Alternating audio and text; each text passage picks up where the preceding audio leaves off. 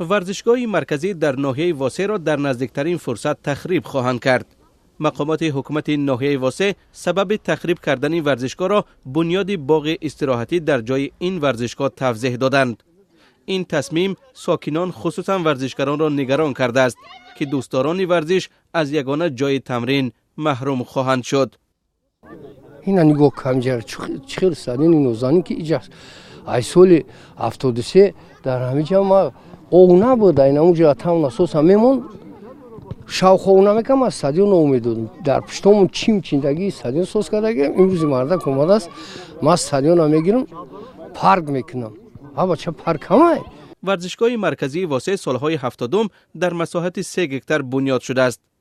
مکان اساسی برگزار کردن معرکه‌های ورزشی و فرهنگی است.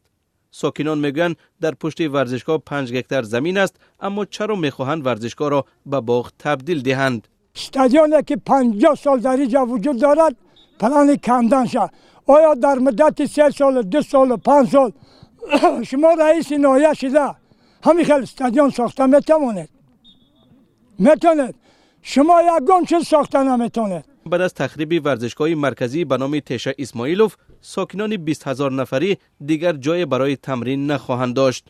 در اینجا زیاده از 100 نفر آدمان کلانسول تا خوانندگان مکتب آمدن به ورزش بدن مشغول میشوند.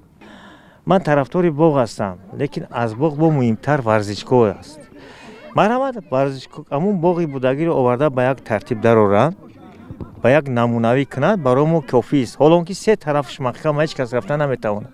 3 کیلومتر دورتر از مرکز ناحیه واسه از سال 2017 هم باز در مساحت 14 هکتار بنیاد ورزشگاه بزرگ ادامه دارد.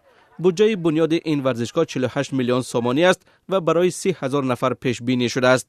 ساکنان بر اینند که ورزشگاه نو خوب است، اما در مسافه دور از مرکز ناحیه جایگیر است و باور دارند که برای همه دسترس نخواهد بود.